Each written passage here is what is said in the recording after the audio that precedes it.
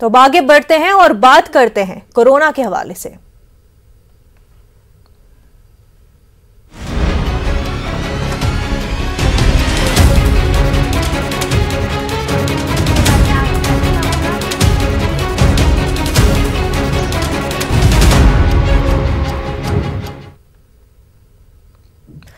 मुल्क में कोरोना के नए मामलों में तेजी से इजाफा हो रहा है। वजारत सेहत की जानिब से जारी करदा ताज़ा आदाद-ओ-शुमार के मुताबिक पिछले 24 घंटों में 1,17,100 नए मामले सामने आए हैं, जबकि इसी अरसे में 30,836 अफराद शफायाब भी हुए हैं। आदाद-ओ-शुमार के मुताबिक पिछले 24 घंटों में 302 मरीजों की मौत हुई है। हालिया दिनों में कोरोना और उसके नए वेरिएंट ओमिक्रॉन के मामलों में आई तेजी से मुल्क में एक्टिव मामले भी बढ़े हैं। मुल्क में ओमिक्रॉन के 3,007 मामले अब तक सामने आ चुके हैं। उनमें तकरीबन 1,200 अफराद शफायाब भी हो चुके हैं। मुल्क में कोरोना के 3,71,363 एक्टिव मामले हैं।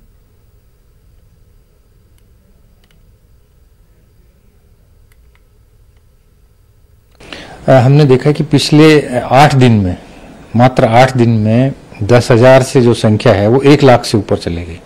तो नए केसेस बड़ी तेजी से बढ़ रहे हैं और निश्चित रूप से एक चिंता का विषय है। जो भी हमारी टेस्टिंग स्ट्रेटजी है वो और ज़्यादा होगी तो हम ज़्यादा लोगों को अर्ली पिकअप कर पाएंगे और उनको आइसोलेट कर पाएंगे। हमने ये देखा है कि अभी भी मार्केट्स में काफ़ी भीड़ है, लोग अभी भी लापरवाह हैं, अभी भी लोग मास्क नहीं पहन रहे हैं और ये जो है इसका जो कोविड गाइडलाइंस है उसका सख्ती से पालन होना चाहिए। देखिए, ओमिक्रॉन से एक भी डेथ दिल्ली में अभी तक नहीं हुई है, तो ये थोड़ा राहत का विषय है। पर क्योंकि बाकी जो लोग हैं जिनको कि लंबी बीमारी है, डायबिटीज है, हार्ट की बीमारी है, डायलिसिस है, कैंसर है, इस तरह के जो पेशेंट है उनमें इवन ओमिक्रॉन का इन्फेक्शन भी काफ़ी खतरनाक साबित हो सकता है।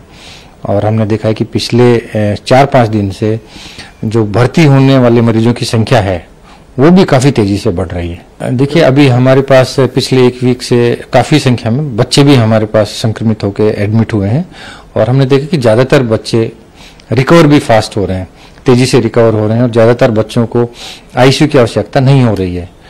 पर कुछ जो बच्चे हैं जैसे कि जिसमें कि इम्यूनो कॉम्प्रोमाइज्ड कंडीशन है या बच्चे भी ऐसे हैं जिनको कि लंबी फेफड़े की प्रॉब्लम्स हैं, उन लोगों को विशेष रूप से सावधानी की आवश्यकता है और उनको हॉस्पिटल में भर्ती लंबे टाइम तक करना पड़ता है। तो लगातार कोरोना के केसेस में तेजी से इजाफा हो रहा है। ओमिक्रॉन के मामले भी तेजी से बढ़ते ही जा रहे हैं। हालांकि बार बार ये कहा जा रहा है कि ओमिक्रॉन के केसेस माइल्ड है, सिवियरिटी रेट बहुत कम है ओमिक्रॉन केसेस में, लेकिन ओमिक्रॉन वेरिएंट क्योंकि नया है, प्रॉपर तरीके से ओमिक्रॉन वेरिएंट के हवाले से स्टडीज भी सामने नहीं आई हैं। बहुत कम स्टडीज ओमिक्रॉन के हवाले से सामने आई हैं। तो इस बीच ये मुकम्मल तौर पर कहना कि क्या ओमिक्रॉन वाकई हमारे पास ऐसे स्ट्रॉन्ग एविडेंसेस है कि माइल्ड है, इस बारे में जानने के लिए कि रियलिटी क्या है ओमिक्रॉन के हवाले से और मिथ क्या है, इस बारे में जानेंगे हमारे साथ senior consultant Gangaram hospital doctor Dhiren Gupta साहब जुड़ चुके हैं। खैर मकदम है आपका डॉक्टर साहब। डॉक्टर धीरेन साहब, यही समझने की कोशिश कर रहे हैं कि ओमिक्रॉन के हवाले से जो कुछ अभी हमें इंफॉर्मेशन है उसमें से रियलिटी क्या है, मिथ क्या है। जो कहा जा रहा है कि ओमिक्रॉन माइल्ड है और बहुत ही तेजी से बढ़ रहा है, इसको किस तरह से समझे? देखिए, जैसे आपने कहा कि बहुत ज्यादा स्टडीज नहीं है, इवन वेस्ट से भी अगर हम देखें तो 3 या 4 स्टडीज हैं, स्पेशली साउथ अफ्रीका से है, कुछ यूके से है। अगर हम अपना एक्सपीरियंस देखें तो पास्ट 1 वीक में अराउंड मेरे पास 65 पेशेंट्स हैं ऑनलाइन जी, जिसमें से 30% बच्चे हैं। इनमें से किसी भी पेशेंट को मेजर प्रॉब्लम नहीं हुई है, स्पेशली बट एक चीज मैंने देखी है, 11 से 17 साल की उम्र के जो बच्चे हैं उनको ज्यादा तकलीफ हुई है एज कम्पेयर टू एडल्ट जो वैक्सीनेटेड है। पहला। दूसरा, 2 दिन पहले एक बच्ची जरूर आई थी हमारे पास जिसको ब्लड प्रेशर कम हो गया था डे 1 पे ही, और वो ओमिक्रॉन ही था जी। तो कहने का मतलब ये है कि बहुत अर्ली होगा इसको ये डिक्लेयर कर देना कि ये कुछ भी नहीं है। जैसे ये स्प्रेड हो रहा है, अगर हम मान के चलें यूएस में या ये साउथ अफ्रीका में उनकी जो स्टडी में देखें तो 100 में से 4.9 मतलब 5 पेशेंट्स को हॉस्पिटलाइजेशन की जरूरत पड़ी है। अगर हम ये मान के चले हमारे यहाँ डेल्टा वेव थी, हमारे यहाँ वैक्सीनेशन उनसे बेहतर है, मान के चले हमारे यहाँ 1000 में 2, मैं मतलब उसको डाइल्यूट कर रहा हूँ 10 टाइम्स, 1000 में 2 पेशेंट्स को जरूरत पड़ती है, तो भी हमारी पॉपुलेशन इतनी ज्यादा है कि हम प्रिडिक्ट नहीं कर सकते क्या फ्यूचर है। तो इसके लिए prevention is the best cure. इसमें किसी भी तरीके से हम मतलब प्रिवेंशन भी बहुत डिफिकल्ट है इसमें, क्योंकि स्प्रेड बहुत तेजी से हो रहा है जी। तो इसको हमें हल्के में तो बिल्कुल नहीं लेना चाहिए, और जितना प्रिवेंट करें उतना बेहतर है जी। बिल्कुल, तो ये बात मान के चल लेना कि ठीक माइल्ड कहा जा रहा है तो हमें बेफिक्र हो जाना चाहिए, ये बात सही नहीं है।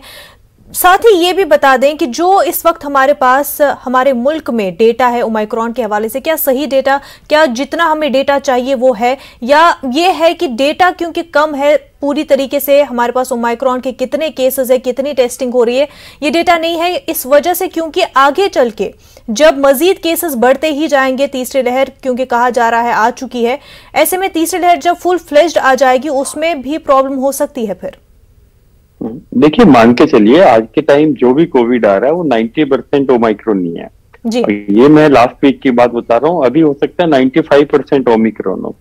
हमारे पास कोई तरीका नहीं है। कुछ लैब्स हैं जो एस जीन को डिटेक्ट करने में सक्षम है, और जो अभी ओमिश्योर आपकी किट आई है तो आई थिंक नेक्स्ट वीक तक के मार्केट में आ जाएगी, उसके बाद बहुत इजी रहेगा। बट आज के दिन आप मान के चलें अगर आपको कोविड हो रहा है वो ओमिक्रॉन ही है, और डाटा धीरे धीरे आ जाएगा। धीरे धीरे पर्सनल बेसिस पे जो एक्सपीरियंस है क्लिनिशियन का, जैसे मैंने आपको बताया एडल्ट्स में मैं देख रहा हूँ तो कोई बहुत सीवियर नहीं है जिनके अंदर कोमोबिलिटीज भी थी, स्पेशली वैक्सीनेटेड में जी। ये मान के चलिए कि वैक्सीनेटेड पेशेंट्स को भी ब्रेक थ्रू इन्फेक्शंस हो रहे हैं, और वो एक्सपेक्टेड थे क्योंकि हमें ओमिक्रॉन का जो स्ट्रक्चर है, जो इम्यून इवेजन है, वो मालूम था कि इम्यून इवेजन करेगी जी। कहीं ना कहीं टी सेल से प्रोटेक्शन है। मीन टेक्निकली अगर हम ओवरऑल नजरिए से देखें तो वैक्सीनेशन और कोविड रिलेटेड एप्रोप्रिएट बिहेवियर ही फ्यूचर का उत्तर है जी। वैक्सीनेशन के हवाले से अगर हम बात करें तो क्या एक हमारे पास प्रॉपर कुछ एविडेंसेस है कि वैक्सीनेटेड जो लोग हैं उन पर ओमाइक्रॉन किस तरह से असर कर रहा है? हाँ, ये देखिए, अगर आप ये सारे डेटा हम वेस्ट से लेके हम इंडियन पॉपुलेशन पे अप्लाई कर रहे हैं, जो शायद 100% परफेक्ट वे में नहीं हमें उत्तर दे सकते। जैसे मान के चले कुछ स्टडीज हुई है यूके में जिनको 2 वैक्सीन 2 कोविशील्ड की लगी थी और एक बूस्टर डोज लगा उनको mRNA का जी। तो 23-25% एक्स्ट्रा प्रोटेक्शन मिली जी उनको बूस्टर की वजह से जी। ऐसे ही उन्होंने ट्रायल लिए जिनको पहले भी mRNA मिला था और फिर थर्ड डोज भी mRNA मिला, तो उसमें भी उन्होंने इसी टाइप के फाइंडिंग्स पाई कि थोड़ी 20-25% एक्स्ट्रा प्रोटेक्शन मिली जी। अब प्रोटेक्शन हम किसको कहते हैं? खांसी जुकाम किसी को हो गया, infection prevention is almost impossible जी। प्रिवेंशन सीरियसनेस का है, सीरियस डिजीज ना हो, स्पेशली कोमोबिलिटीज वालों को निमोनिया ना हो। आज के दिन हम अगर हॉस्पिटलाइजेशन देखें तो बहुत कम है Covid related pneumonia. Maximum patients हैं, जैसे मान लीजिए आपको गॉल ब्लैडर की प्रॉब्लम है जी। आपको पैनक्रियास की प्रॉब्लम है, लिवर की प्रॉब्लम है जी। अगर आपको कोविड हो जाता है तो कोविड हो जाता है तो आपको हॉस्पिटलाइजेशन तो करना ही पड़ेगा जी। लेकिन आप कोविड वार्ड में जाएंगे, बट डजंट मीन कि आपको कोविड रिलेटेड डिजीज हो गई है जी। ठीक है ना। सो इनको डिफ्रेंशिएट करना बड़ा मुश्किल है, और इंडिया हमेशा से ही पीछे रहा है इस टाइप की स्टडीज में। मतलब अगर हम लास्ट डेल्टा वेव्स की भी देखें तो अभी तक स्टडीज बहुत अच्छी नहीं आई है। तो ये शायद हमारे देश की प्रॉब्लम रही है कि अच्छी स्टडीज हमारे यहाँ नहीं होती, हम वेस्टर्न स्टडीज को ही लेके चलते हैं। बट क्लिनिशियंस के अपने एक्सपीरियंस एंड ओवरऑल अगर हम एक्सपीरियंस को, सारी स्टडीज को और एक्सपीरियंस को रिलेट करें तो वैक्सीनेशन, स्पेशली बूस्टर वैक्सीनेशन जिसकी 6 महीने और 9 महीने से ऊपर हो गई है लास्ट वैक्सीन लगे हुए, शायद ये उत्तर है। और सबसे मेजर जो कहते हैं ना सबसे बेस्ट प्रिवेंशन है एप्रोप्रिएट मास्क पहन के घूमे। और अब शायद पीपीई और इन सब की किट्स की भी जरूरत नहीं है। मास्क, सैनिटाइजेशन भी हटा दीजिए अपनी डिक्शनरी से, केवल मास्क एंड ओवर क्राउडिंग से बचें, शायद यही उत्तर लगता है।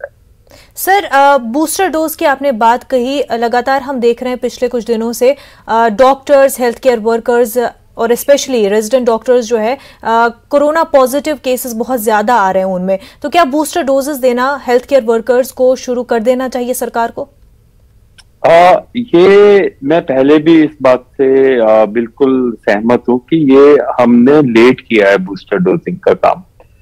ये कहीं 4 हफ्ते पहले हमें स्टार्ट कर देना चाहिए था। जो कोविड के टाइम, जो एपिडेमिक के टाइम जब बूस्टर्स रखते हैं वो ना केवल डेंजरस होते हैं, वो सुपर स्प्रेडर इवेंट्स भी बन जाते हैं। जैसे पीडियाट्रिक वैक्सीनेशन भी हमारी 3rd से शुरू हुई, जबकि हमें मालूम था कि 30th या 20th ऑफ नवंबर से दिसंबर से ये एपिडेमिक पीक ले रहा था जी। सो प्रॉब्ली थोड़ा मैं ये कहूंगा कि 2 वीक्स हमारी चीजें लेट चली हैं, बट अब पुराने उसमें जाके कोई फायदा नहीं है।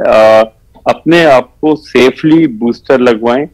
बूस्टर लगवाने टाइम प्रोटेक्शन ले, अपना प्रॉपर प्रोटेक्शन ले। वो सबसे डेंजरस टाइम है। मैं अभी फोटोज देख रहा था, 10 बच्चे खड़े हुए हैं, एक बच्चे को वैक्सीन लग गई है जी। और थोड़ा सा मास्क ढीला होता ही है। इतना N95 मास्क तो शायद ही कोई पहनता है। तो क्या होता है कि अब जब ओवर क्राउडिंग होती है तो मास्क भी फेल कर जाता है, तो आपके साइड से निकल जाएगा वायरस और एक दूसरे को इन्फेक्ट हो जाएगा। और दूसरा, अगर हम कोवैक्सीन की बात करें तो सेकंड डोज के 2 से 4 हफ्ते बाद इसकी इम्यूनिटी आती है। तो अगर मान के चले हम 3rd को किसी को वैक्सीन लगी है तो उसको जाके फरवरी के एंड में जाके अच्छी इम्यूनिटी बनेगी जब सेकंड डोज लगने के बाद। तो एक तरह से वो ओमिक्रॉन के लिए ये बूस्टर ये पीडियाट्रिक वैक्सीन नहीं काम करेगी, ये काम करेगी आगे की प्रोटेक्शन के लिए। तो शायद हम लोग जो है आगे की प्रोटेक्शन की तरफ ज्यादा बात कर रहे हैं। ओमिक्रॉन तो अभी अपना पूरा पीक लेगा और जो इसने करना है वो करके जाएगा। सर, पीक लेने जा रहा है ओमिक्रॉन, ऐसे में हमने कुछ डिले भी कर दिया है। क्या अभी भी वक्त है, क्या अभी भी टाइम है कि 3rd वेव फुल फ्लेज जब तक पीक पर आए तब तक सरकार कुछ ऐसे स्टेप्स ले, कुछ एक्शंस ले जहां पर सिचुएशन आगे चल के कंट्रोल में हो सके? देखिए, मेरे हिसाब से सरकार के हाथ में अब कुछ ज्यादा बचा नहीं है। एक जनरल पब्लिक के अपने हाथों में ही है। ये वीकेंड कर्फ्यूज, नाइट कर्फ्यूज, ये किसी काम के नहीं है। ये कुछ नहीं करेंगे, थोड़ा सा डिले कर देंगे, डेट एट द मोस्ट यही काम करेंगे। और ये मेरे को लगता है waste of energy, waste of resources है। अगर आप मान के चले, एक दुकान है, एक दुकान में आप सामान तो खरीदेंगे, दूध लेने जाएंगे, सामान डेली का सामान लेंगे। अगर वो केवल मान लीजिए ऑल्टरनेट दुकान खुलती है 6 घंटे के लिए, तो उस 6 घंटे में आप 100 लोग लेने जाएंगे। अगर हम उसको 12 घंटे के लिए एक्सटेंड कर दें, वीकेंड पे भी खोल देते हैं, तो वो क्या होगा कि जो ओवर क्राउडिंग है वो प्रिवेंट हो जाएगी। मान लीजिए आप 8 बजे दुकान बंद कर देते हैं, 8 बजे की जगह आप 12 बजे दुकान बंद करिए, तो क्या होगा, ओवर क्राउडिंग प्रिवेंट हो गई। तो बिल्कुल ही उल्टा काम ये सरकारें करती हैं। शायद साइंटिफिक नहीं है, इनको कौन एडवाइस देता है आई डोंट नो, बट ये कहीं से प्रिवेंट नहीं करेगा और ओवर क्राउडिंग को प्रमोट करेगा। तो मेरा ऐसा मानना है कि आप ओवर क्राउडिंग को प्रिवेंट करने के नुस्खे अपनाएं, rather than unnecessary rules and regulation बनाएं, जिससे शायद और नुकसान होगा कम्युनिटी को। जी, तो साइंटिफिक स्ट्रेटजीज जो है गवर्नमेंट नहीं अपना रही है, साफ तौर पर एक्सपर्ट्स का इस तरह का कहना है। आपने इससे पहले 11 से 17 साल के बच्चों के हवाले से बात की, अब जो है 15 से 18 साल के बच्चों को वैक्सीनेशन देना शुरू हो गया है, इसको आप किस तरह से देखते हैं? हाँ, ये तो बिल्कुल वेलकम स्टेप है। मतलब मैं तो इसकी गवर्नमेंट की तारीफ करना चाहूंगा। हम हर चीज में गलतियां निकालने के लिए नहीं है ऑफकोर्स, बट साइंटिफिक बात करना हमारा काम है। अगर हम साइंस की नहीं बात करेंगे और केवल हाँ में हाँ मिलाएंगे तो शायद वो नुकसान ही करेगा कम्युनिटी को। तो सबसे बड़ी बात है कि पिछले महीनों से, कई महीनों से जो ये एकदम ऑल ऑफ सडन आपने देखा 1 करोड़ 2 करोड़ बच्चों ने अपने आप को वैक्सीनेट करा लिया। मेरे कोई आश्चर्य की बात नहीं है। मैं पीडियाट्रिशियन भी हूँ, कोविड एक्सपर्ट हूँ, एडल्ट कोविड भी देखता हूँ, लेकिन मैंने पीडियाट्रिशियन बच्चों को, माँ बाप को देखा है पिछले 3 महीने से पूछ रहे थे कि सर आप प्लीज वैक्सीन मंगवा लीजिए, हमारे बच्चों को लगा दीजिए। तो मैं उनके अंदर देखता था, उनके अंदर गिल्ट फीलिंग आती थी कि हमने वैक्सीन लगवा लिया, हमारे बच्चे तो सेफ है नहीं, हम कैसे स्कूल भेजें, कैसे कॉलेज भेजें। उनको डर था कि कॉलेज स्कूल से वो लेके आएंगे इन्फेक्शन, एल्डरलीज को मिल जाएगा। तो बहुत सारे क्वेश्चन थे और वो वेट कर रहे थे इस मूवमेंट का कि हम अपने बच्चों को वैक्सीनेट कराएं। तो ये कोई बड़ी अचरज की बात नहीं और ये बिल्कुल वेलकम स्टेप है। मैं तो कहूंगा 5 से 15 साल में जो कोमोबिलिटीज वाले बच्चे हैं उनको भी हमें प्रायोरिटी देनी चाहिए वैक्सीनेशन के लिए, अदर देन बूस्टर डोज इन जिन एडल्ट्स में कोमोबिलिटीज है, जिनको वैक्सीनेशन लगे हुए काफी टाइम हो गया है, उनको तो प्रायोरिटी मिली ही है। शायद जितनी जल्दी हम एक्सपीडाइट करें उतना अच्छी बात है। बिल्कुल सर, स्टडीज कम है लेकिन ओपिनियंस बहुत ज्यादा है ओमाइक्रॉन के हवाले से। कुछ ओपिनियन ऐसे आ रहे हैं कि ओमाइक्रॉन के बाद जो है पैंडेमिक खत्म हो जाएगा, पहले जैसे नॉर्मल सिचुएशन आएगी। ये किस हद तक सही है? ये बड़ा मुश्किल है। देखो, इस वायरस ने ही डोमिनेट किया है अपनी, जैसे हमारे किसी के विचार नहीं चले हैं। देखा जाए तो साइंस से लेके एपिडेमियोलॉजी, आपने याद होगा सेकेंड वेव से पहले डिक्लेयर कर दिया गया था नीति आयोग से कि भाई अब ये एंड ऑफ पेंडेमिक है जी। मैं आपको कुछ बताऊंगा, डॉक्टर जैकब जॉन है, is a very good virologist, south में है, उन्होंने भी कहा था कि शायद ये एंड हो जाएगा पेंडेमिक। बट आप इमेजिन करो, वायरस कहीं से कहीं हमसे ज्यादा स्मार्ट निकला। कुदरत शायद हम लोग पहचान नहीं पा रहे हैं, और कुदरत ने बिल्कुल ही नायाब वायरस क्रिएट कर दिया। ये वायरस एक तरह से एक डिफरेंट ही क्रिएशन है। ये टिपिकल ऐसा नहीं है अल्फा बीटा गामा डेल्टा के आगे की सीरीज हो। ये ओरिजिनल वायरस का बिल्कुल ही चेंज फॉर्मेट आ गया। इतना ज्यादा चेंज फॉर्मेट आ गया कि इसने पूरा एक तरह से शॉक कर दिया। अब ये कुछ लोग कहते हैं कि ये ओमिक्रॉन 16 टाइम्स चांसेस हैं कि जो ओमिक्रॉन ग्रसित पेशेंट्स हैं उनके अंदर जो आपके सीरा है वो 16 टाइम्स प्रिवेंट करता है ओमिक्रॉन को ही अंदर आने में। तो आगे इन्फेक्शन ओमिक्रॉन के चांसेस कम है, और साथ ही साथ 4 टाइम्स ये डेल्टा को भी प्रिवेंट करता है। तो शायद ये सबको हो जाए तो हो सकता है किसी को आगे ओमिक्रॉन जैसे इन्फेक्शन ही ना हो। बिल्कुल डॉक्टर, जैसे मैंने बोला कि ये फुल ऑफ वक्त की कमी है सर, पर बेहद शुक्रिया, आपने कई तरह के मिस जो है क्लियर कर लिए। रियलिटी चेक आपके जरिए हम नाजरीन को बता पाए। डॉक्टर धीरेन्द्र गुप्ता साहब, बेहद शुक्रिया हमसे बात करने के लिए। खबर दोपहर में इतना ही। आदाब। इस न्यूज हेडलाइंस के प्रायोजक पेट सफा आयुर्वेदिक जून।